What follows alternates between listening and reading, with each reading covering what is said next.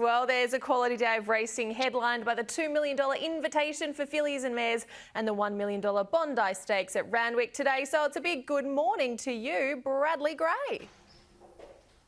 Yeah, good morning, guys. Tim, Julian, and all the punters out there hoping to get another one over the bookies. I think a lot of punters were winning there last week on Tab Everest Day, and the final touch has just been putting on Randwick. You can see me that the mowers are going, the blowers are going, and shouldn't be too long before the punters start flooding in through the gates. And if you thought that Mars Crusader finished fast at the end of the Tab Everest, guys, just wait till you see this first couple of hundred metres from the punters as they get through those gates and try and get the best table out here at Randwick.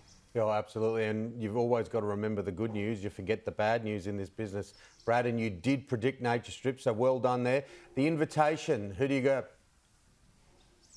Yeah, the invitation, new $2 million race, really competitive field. I think there's a few ways to cut this up. Obviously, the Kiwi is the favourite, Entriviere, but I've got a roughie here for you, Tim, right in your wheelhouse, Rocha Clock for John O'Shea. I think this mare sets up really well. You look at her second up form, it's fantastic on top of the ground, so we get a nice dry surface for her. She draws a good gate, and 1,400 metres is her pet trip. So the last time I looked, she was floating around that $17, $18 mark, and although your Icebaths and your Entrivieres are hard enough to beat, I think she might be the one that the market's just forgotten a touch.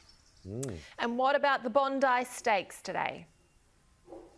Yeah, the 3-year-olds go around the Bondi Stakes. I'm not ignoring the obvious here. Halal, he's the best bet across the entire meeting for me. He was the winner of the Stan Fox Stakes there last time out. This is the third year running that the Bondi has been run. And you look back through the past couple of years, it's been a pretty simple formula to find the winner, number one saddlecloth. So under the set weights conditions of these races, those horses with a high benchmark are just so well placed. And case in point with Halal, if he runs up to his last start form, I think he'll be winning. I know he's been well backed already, and I think about that $2.40, $2.50 prices is about right.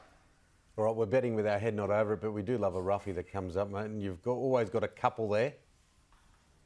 Yes, there is a couple here. Race 4, number 4, Media Starguest, is in the day's midway for Ronnie Quinton.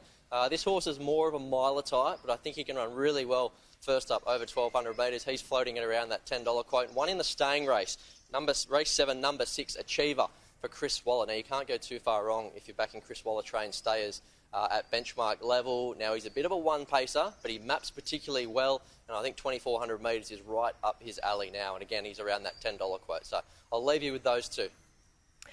Thank you very much, Brad. You were in form last week. Let's see how you go again this week. We'll catch you next week for the Golden Eagle.